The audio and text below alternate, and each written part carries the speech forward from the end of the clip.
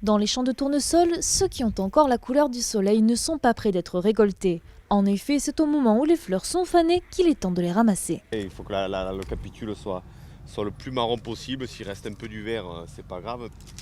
Celui-là est un peu trop vert, mais voilà, il faut trouver le bon compromis. À la ferme des Charentais, savoir à quel moment récolter est tout un art, car en étant en semences fermières, plusieurs variétés se côtoient. Mais dans tous les cas, mieux vaut ne pas traîner, car les producteurs ne sont pas les seuls à vouloir ravir les graines. Si on ne récolte pas assez vite, il y a des animaux qui récoltent avant nous. Le ramassage mécanisé fonctionne de la même manière que pour la récolte du blé.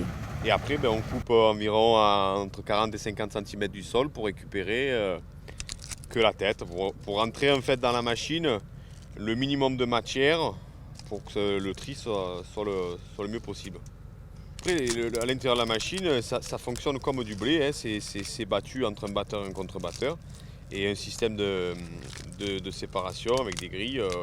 L'intérieur de la tige, semblable en apparence et en texture à du polystyrène, n'est pour le moment pas valorisé, mais à la ferme des Charentais, rien ne se perd et tout s'optimise. Les tournesols seront broyés et mis en bouteille sur l'exploitation pour obtenir de l'huile, et une partie sera transformée en tourteau et donnée à leur troupeau de brebis et d'agneaux, une culture assez complète et qui valorise ici les circuits courts.